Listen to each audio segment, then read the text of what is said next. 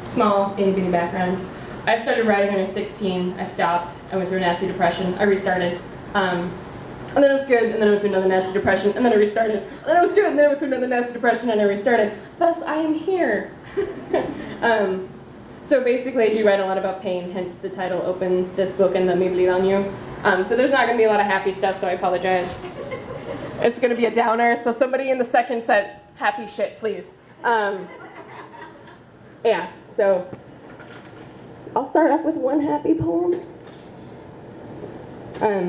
Two, if you get this book, the front of it is my own artwork. There's another piece in there that's my own artwork. I do this for fun. I took some art classes, but it's more just emotions. And it's also written as a grieving process, so if you do read through it and you can kind of get that the first few are love, then loss, then depression, then anger, then I'm gonna get there. So, the moment the tide started creeping. The moment the tide started creeping, I was having a bowl of clam chowder in the middle of my childhood, staring my future in the flesh, subtly smiling with my eyes glowing from the froth of the waves crashing in. The moment the ocean flooded my heart, I was floating on my back, seeing only vastness ahead of me, hysterical with joy at the thought of what is in front of me. Okay, one down. My response. I am entrenched on you. You are the force that pumps the blood through my veins. Food and sleep are useless. You are the only substance I need. Your eyes uplift me and sit me on the stars. Your words soothe me, unwrap me tightly, make my eyes heavy, drop my guard, and allow me to sleep within the warmth of your heart, your blood fueling my dreams.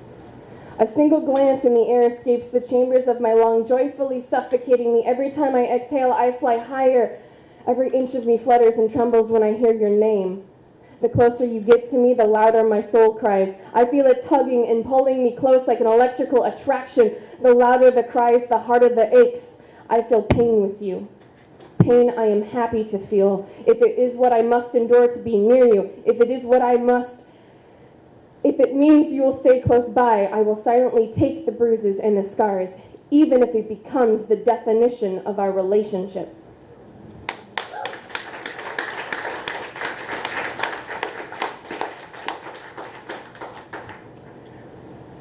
The day you left. My eyes are open. This place is like a dangerously familiar memory. Black and cold, but I'm so numb from any environmental influence. I feel warm. I am burning up with fear and anxiety as my eyes trip past the mist, suffocating me with prophetic nightmares and veiling with an unwelcome fog hazing over my head, filling my fissures, smoothing out my cortex, ensuring my retarded catatonic state. My eyes, the only mobile part of my existence, screen capture my current state, symbolized by my deformed and broken body. As I lie here mangled, quickly losing myself, I see, causing me to feel what I remember. I've awoken this way before. Comatose but conscious, my body distorted and unnatural, reduced to the pile of twigs man's once crawled out from, my heart ripped out and mutilated, drained of all feeling, bone dry for a muscle, sucked limp of all its pumping ability. My perpetually bleeding skin, serrated by edges, man-made or God-given, organic or synthetic, as the dry blood runs its red rivers through my pores, flooding every layer, drowning every cell, soaking my body, tainting my thought bubbles. The poison that is everything around me sinks its teeth further. Yes, I have been here many times. Darkness is lounging on my chest again while I breathe in its sick mist, entwining with my ribcage, filling up my lungs, a subliminal attempt at asphyxiation. My mouth forcefully closed and my brain forcefully shut off, quicker still losing all touch with itself. My eyes, now a cold glass, desperately eat every inch of my hollow body, freezing the fragile nerve connecting my consciousness to my visible environment, glazing over, becoming giant white moons empty of all soul. All the while, someone like you embeds itself eternally in the drum of my ear. It is coming to a close. As I lose focus, I finally feel myself. The aching, wrenching, soul-splitting pain. I feel every drop of blood leave my body. I feel every breath stolen from my lungs. I feel every nerve freeze over and cry out before it is forever locked, preserved, and a torturous reality. I feel every gash you gave me, the individual pulse of each bruise, wounds so unique from one another I can call them by name, exponentially collecting and simultaneously knocking out my ability to comprehend. The white light engulfs me now. Few ticks left on my clock, counting down the moment my body rids itself of the pain caused by the existence of my sick soul. No longer will I exist on any reachable level. I fade away here, coping with the blow you have dealt my psyche. You stand there, condensing my transformation to stone. Your Medusa eyes burning away my existence. As I lie broken and dead, you turn to new life with no second glances of what is forever behind you.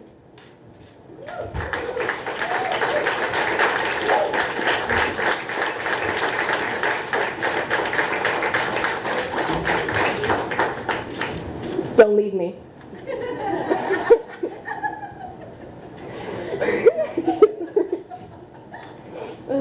I'll try to give you humor like between hands, okay? Emma, cause? Man, no, I told no. It's organic, guys. Just let it happen. Okay. I mean, you can do that and we can. What did I do? Okay. What did I do? Bernie's with me. I have been left on a dusty shelf again, an unwanted toy passed from man to man, desperately waiting to be special.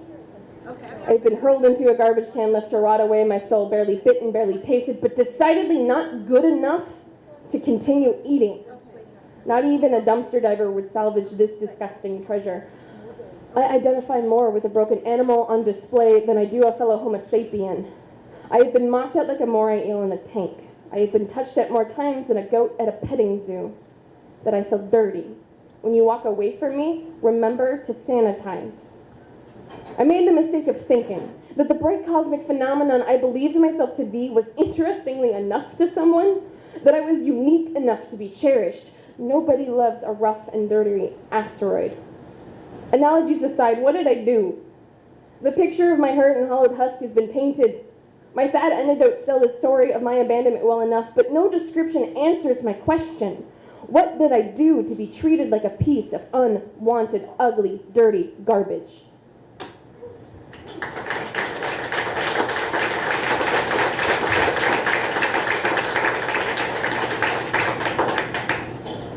Why can't I'm sorry? Why can't I'm sorry fix anything anymore? Remember as children standing face to face with someone, hating them with every fiber of your minuscule body, ready to punch them into oblivion, and then an adult said, "Now say you're sorry." It tasted like every nasty vegetable your mom ever made you eat when it forcibly fumbled out your mouth. But then the other kid had to say it too, tasting the same grossness you just did. Without thought, you loved them again. Why can't I'm sorry bring back the people you love anymore? Remember that one argument where we hurled harpoons at each other in a sea of red, the time I spit fire in your open wound and you rubbed salt in my insecurities? Our bed was hard and cold as we slept, but as we shared a dream, our hands intertwined, melting the ice we laid our bed on. Without thought, we loved again. I want to be able to say I'm sorry and have it all be better again, to those words hold meaning again. I'm frantically repeating it as if it's going to make a difference, even when I haven't done anything, even when the other person is eternally at fault. I will look at them, handing my soul, vulnerability swirling in front of them, and I will cry I'm sorry, and it will do nothing. Maybe lying here chanting I'm sorry, believing things will change, will bring back its magic.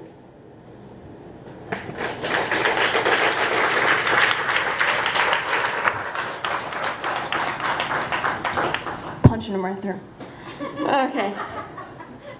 This is actually my legitimate favorite poem I've ever written. Because it's just different, so. It's called Loneliness Exposed. Sometimes it is the little moments that remind her just how lonely she is. When the sun rises and her eyes open for the first time that day, she asks herself while lying under the warmth and protection of her dream-drenched covers, what is my reason for waking today? When she has no answer, she cries as she dresses and she tries to make one.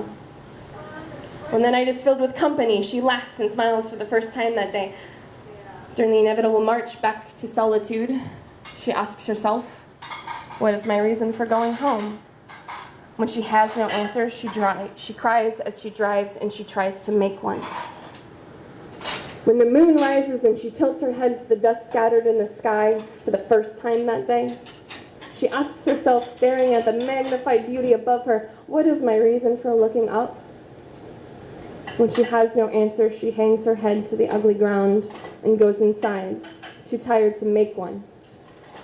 See, it is the little moments, like looking at the stars on a clear night, claiming they are brighter than usual, and turning to your left to ask the person next to you if they think the same thing, that exposes how truly lonely you are. What is the reason for doing anything when there is no pair of eyes next to yours, reveling in the same baffling beauty as you? Because there comes a time when reasoning with loneliness becomes too exhausting.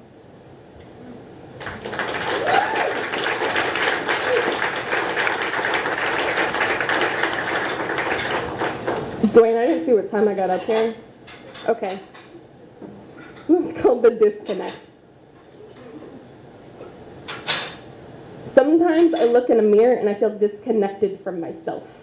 The picture I see is me, but the person I feel is not, as if I stand outside of myself beyond a universal wall separating dimensions. I have time loss when I know exactly where I've been and for how long, the memories existing linearly at the back of my eyes, but the timeline I'm reading has been peeled from my brain like those clear picture pages in a children's book stacked on top of a basic background.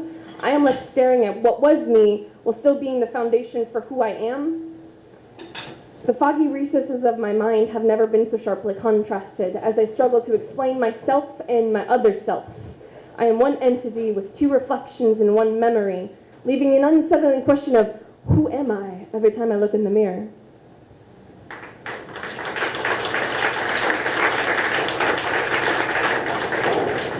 That's like about, those out-of-body experiences people have. You're like, how do I describe that? I write a poem about it. That's usually how I work. Go, if someone asks me a question, like, I don't know how to talk to you like a normal person, just read my book. You understand. Thank you, Chris. This one's called A Mechanical Description of My Soul, for all those jerks out there who take too much of my energy. Say it, sister. My soul can only be described as a barrel with tubes flowing in both directions. The souls of others pump in when my barrel is empty and mix to become my nectar of existence. See, I do not produce my own soul. I am whole only when it is full from others. But I am not selfish, for the tubes not only pump in, they pump out. I willingly pump out the special soulful nectar that is me, and so often I do not receive at the rate that I pump, and if my rudimentary math skills serve me right, if my intake is slower than my output, my barrel will be empty before even I take a sip of the sweet nectar before everyone else is tasting. See, I give because I get. I give because I want to be given to. I give because I understand this is a full cycle, but too many people do not see the consequence of their greed. My barrel is bone dry, collapsing inward from the force of the tubes constantly sucking, not realizing they should be pumping, because I have nothing left to give them, because as I said before, I do not produce my own soul.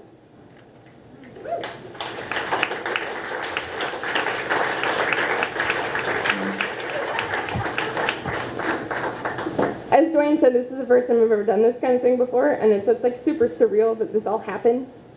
And like I've got a really huge crowd here that I've known from like womb to college to new job to awesome person who helped me put my book together, and just a great community that made me realize as soon as I got here that I could do this and that I was worthy of this and that there's lots of people here to see me, so it's just kind of cool. It's been a really emotional day because I got a tattoo for the first time.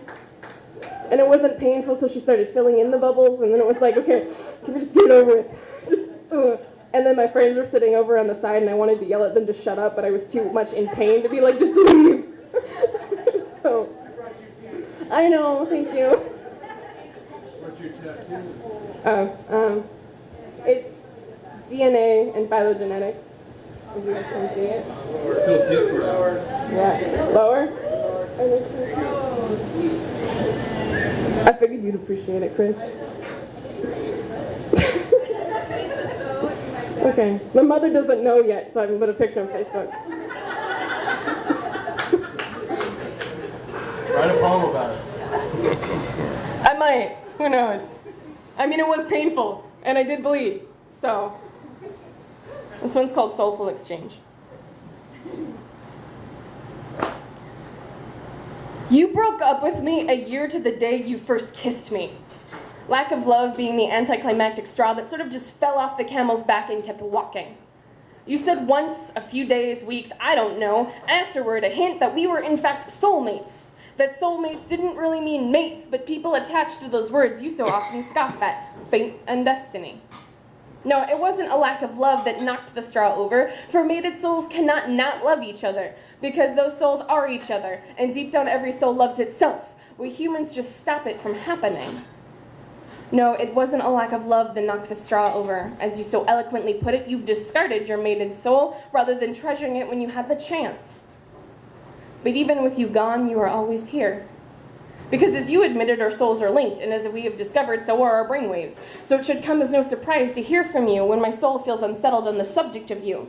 When I feel our lip strings suddenly tug from your direction, it should come as no surprise to hear that for the past 3 days, you have been miserably sleepless. Your soul with a void in the shape of mine. When for the past 3 days I have been miserably sleepless, my soul with a void in the shape of yours. Our humans exchange pleasantries as if nothing has happened in their outside worlds because nothing has changed in the mysterious place where our souls reside. It was a long overdue exchange for our humans. It was a long overdue embrace for our souls. I know not what will come of this other than the replenishment of our soulful nectars. The cloak of moon allows for exchange to exist outside the realm of reality. Letting mated souls embrace while the world pauses, often remembered only as a bitterly pleasant dream. I think for my soul's sake, with its fragile state in mind regard to you, I will keep this long overdue embracing replenishment tucked away in a dream, one that I will happily forget only minutes after waking.